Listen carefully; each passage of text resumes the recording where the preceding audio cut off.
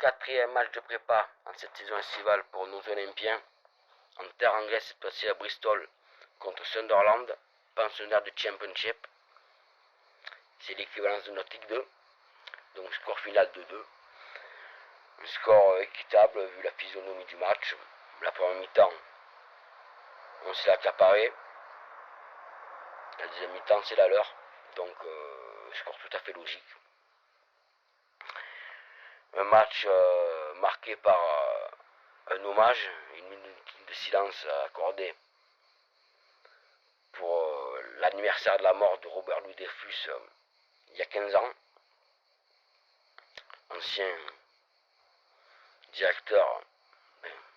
président de l'Olympique de Marseille entre 2000 et 2002, et Kirill Dreyfus, son fils, n'est autre que le président de Sunderland. Donc il a tenu à ce que cette minute de silence soit faite et respectée par les joueurs et les spectateurs. Il y avait des supporters olympiens, alors sûrement anglais ou des gens du nord de la France, sûrement, ou des Belges, je ne sais rien. En tout cas, ou des purs Marseillais qui auraient fait le déplacement. Mais en tout cas, bon, ils n'étaient pas nombreux, mais on les a entendus, quoi. Donc le jeu et les joueurs, comme je disais, la première mi-temps,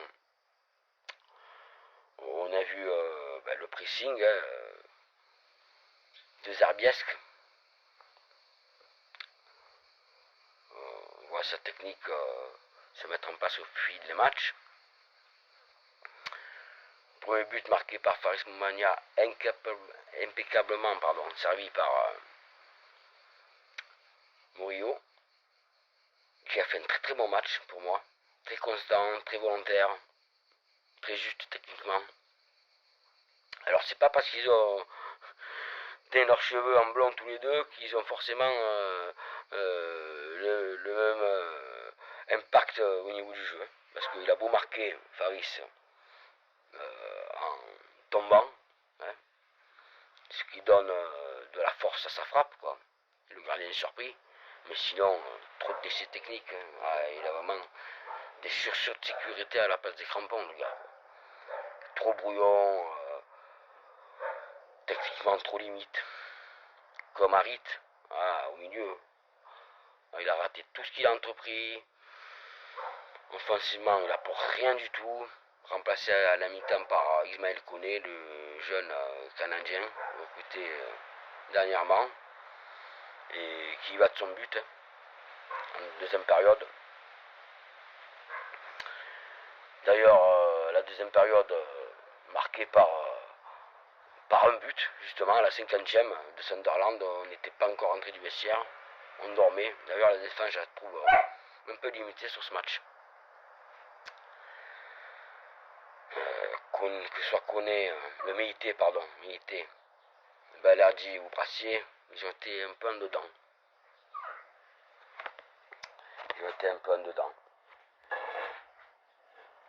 Sinon, la satisfaction pour ce premier match, c'est Pierre-Emile Logberg. Très serein, très communicant avec ses partenaires.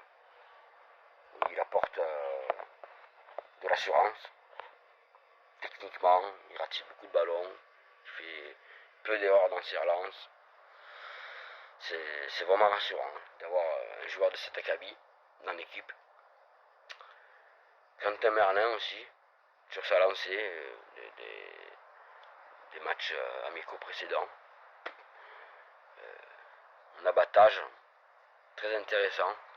Il est là, quoi, il est là. D'ailleurs, il s'éteint les cheveux aussi, c'est pour qu'on le reconnaisse. Hein.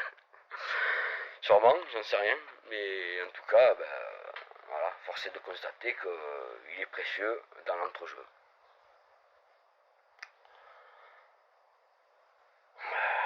Voilà, Luis Enrique, sur le côté gauche, il a beau être combatif, pour moi, il est trop limite.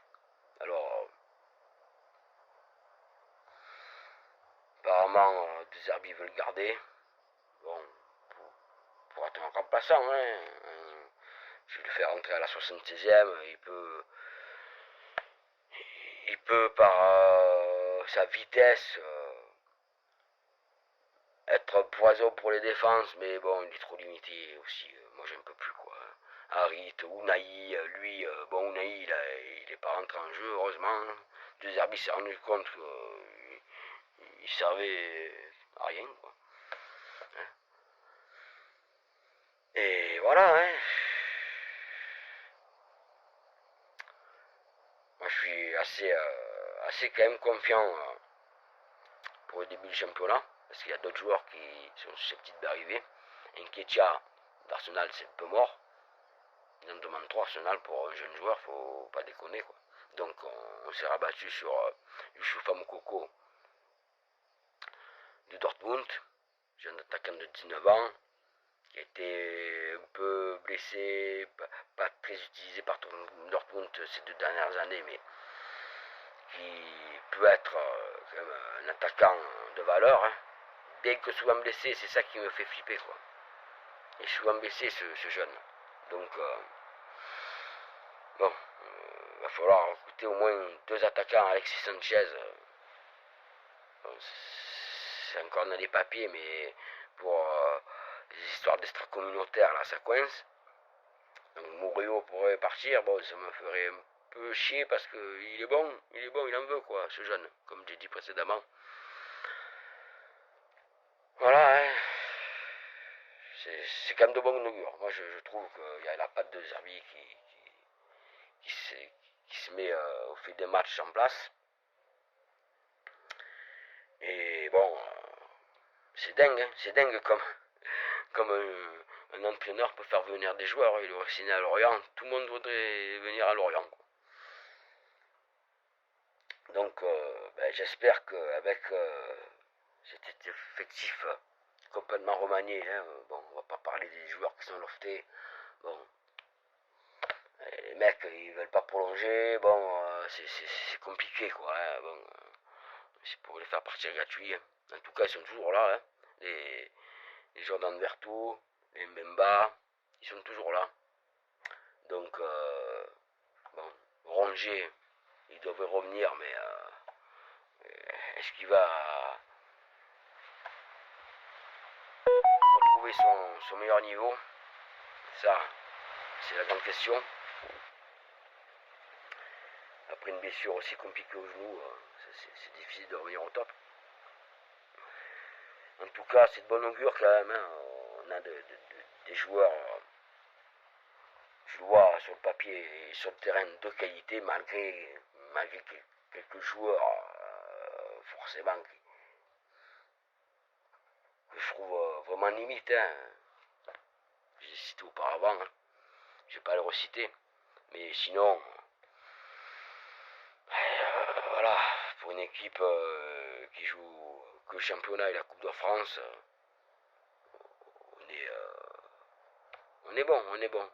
Il faudrait encore quelques doublures pour étoffer le banc de touche. Après bon, il y a les joueurs, les jeunes, hein, les jeunes du centre de formation, notamment Sternal, qui est rentré à un quart d'heure de la fin, bon, voilà, petit il a du ballon, mais bon, c'est vrai que on demande 200 millions, quoi. Oh, jeune, on redescend, quoi, hein. Sinon on va à Lyon, ma foi. Et ouais, c'était tout pour moi. Allez, l'OM à laver à la mort depuis 89. Mais ouais, ça date pas d'hier. Allez, l'OM, les gars. Bon dimanche à vous.